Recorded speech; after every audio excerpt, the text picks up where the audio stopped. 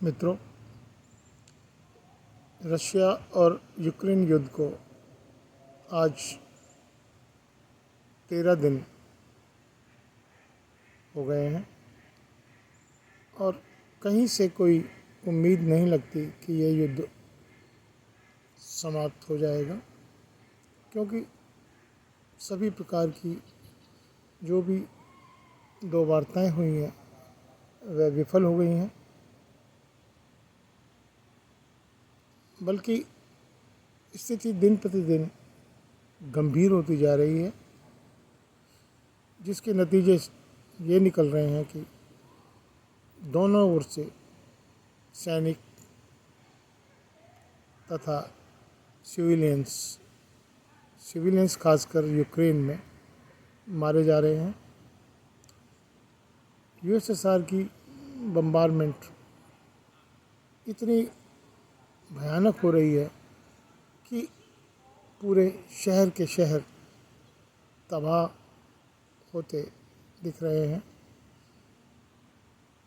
यदि फ़ोटो को देखें तो दृश्य इतना भयानक है और लोगों को भागते हुए, रोते हुए, बिलखते हुए घरों में बम्बारमेंट के बाद यदि देखें तो देखा नहीं जा रहा। मन बड़ा दुखी हो रहा है।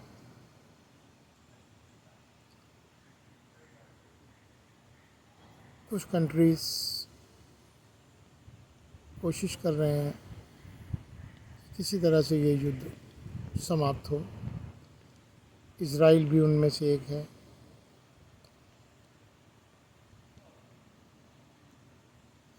फ्रांस भी उनमें से एक है तथा अन्य और लोग भी कोशिश कर रहे हैं प्रेसिडेंट पुतिन को समझाने की, लेकिन प्रेसिडेंट पुतिन अपनी जिद पकड़े हुए हैं। वो किसी भी सूरत में नहीं चाहते कि यूक्रेन नाटो का सदस्य बने और उसके ऊपर अमेरिका जैसा देश उसे अपनी मुट्ठी में लेके कठपुतली की तरह नचाए। सबसे बड़ी समस्या यही नज़र आ रही है कि यूक्रेन के चारों तरफ रशिया का बॉर्डर लगता है और रशिया को ये चिंता है कि यदि यूक्रेन नाटो का सदस्य बन जाता है तो उसका हमारे ऊपर, हमारे देश के ऊपर विपरीत असर पड़ेगा। दूसरी ओर सभी यूरोपियन कंट्रीज़, अमेरिका तथा नाटो के सदस्य ये कोशिश कर रहे हैं कि किसी भी तरह से रशिया की सैंक्शंस लगा के रशिया के ऊपर और उसे कमज़ोर किया जाए, लेकिन अभी तक तो उसके ऊपर कोई असर नहीं हुआ है।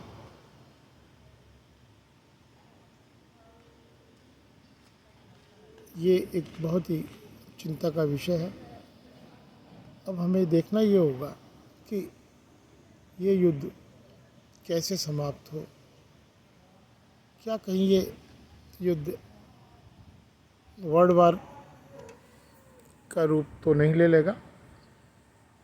ऐसी संभावनाएं बन रही हैं। एक और तो अमेरिका ये कह रहा है कि हम यूक्रेन को सैन्य सहायता के अलावा एरोप्लेन्स तथा युद्ध से संबंधित अन्य सामग्री दे सकते हैं और वो दे भी रहे हैं। और तथा अन्य देश जर्मनी, यूके इत्यादि भी उन्हें हथियारों की सप्लाई दे रहे हैं, लेकिन उससे कोई रशिया के ऊपर किसी प्रकार का प्रेशर नहीं बन रहा। यूक्रेन के लोगों का मनोबल बहुत इस समय ऊपर है, चाहे उनके कितने ही सैनिक मारे जा रहे हैं। उसके अलावा उन्होंने लोगों को वहाँ से निकालना शुरू कर दिया है, जबकि जो मेल मेंबर्स हैं उन्हें बाहर जाने की इजाज़त नहीं दी जा रही। वो यूक्रेन में ही रहेंगे, उनके परिवार चाहें तो जा सकते हैं, ऐसे दिशा निर्देश दिए गए हैं। और यूक्रेन में तथा इवन बाहर के लोगों का आलम यह है कि वो जो बाहर भी रहते हैं यूक्रेन के लोग, वो भी यूक्रेन में आकर इस युद्ध में हिस्सा लेना चाहते हैं। जहाँ तक सिविलियंस का प्रश्न है, सिविलियंस भी हथियारों की ट्रेनिंग ले रहे हैं। वो रूसी सेना को उसके माध्यम से रोकेंगे।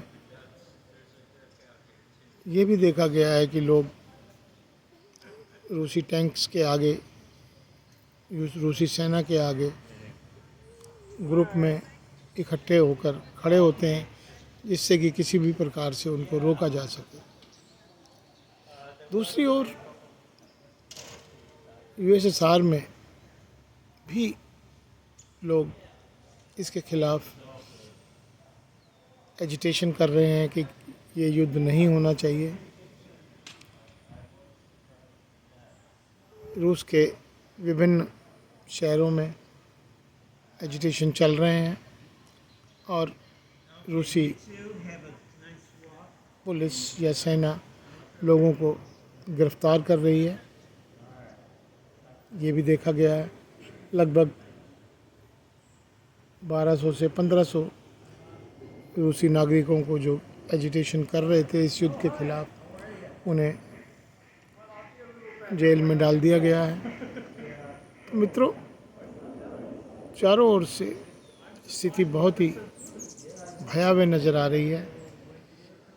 कुछ ऐसे आसार नहीं नज़र आ रहे कि शायद ये शीघ्र ही संभल जाए।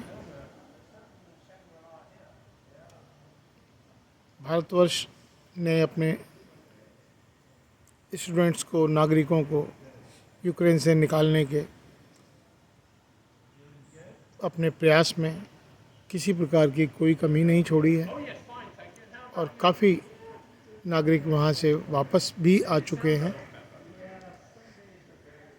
और जो फंसे हुए हैं उनको निकालने के पूरे प्रयास किए जा रहे हैं। तो इस प्रकार ये युद्ध भयावह है, खतरनाक है, लेकिन भारत के प्रधानमंत्री अपनी ओर से पूरी कोशिश कर रहे हैं कि वो अपने नागरिकों को वहाँ से निकालें। उनका ये कदम बहुत ही सराहनीय हो रहा है। कई जगह तो ये भी देखा गया है कि भारत के नागरिक बसों में जा रहे हैं, जैसे भी जा रहे हैं, यदि उन्होंने भारतीय झंडा लगा रखा है तो रूसी नागरिक, रूसी सेना उनको कुछ भी नहीं कह रही है और जाने दे रही है। अन्य जो देश सीमाएं हैं वो भी, पोलैंड इत्यादि, वो भी कोशिश ये कर रहे हैं कि अधिक से अधिक भारतीयों की सहायता की जाए। उनके साथ किसी भी प्रकार का कोई दुर्व्यवहार नहीं हो रहा है। तो मित्रों, मैं Surendra Sharma, independent journalist, Los Angeles से यही प्रार्थना कर सकता हूँ कि हे प्रभु, प्रेसिडेंट पुतिन तथा यूक्रेन के प्रेसिडेंट को सद्बुद्धि दे और किसी प्रकार से इस युद्ध को समाप्त किया जाए। धन्यवाद। जय भारत।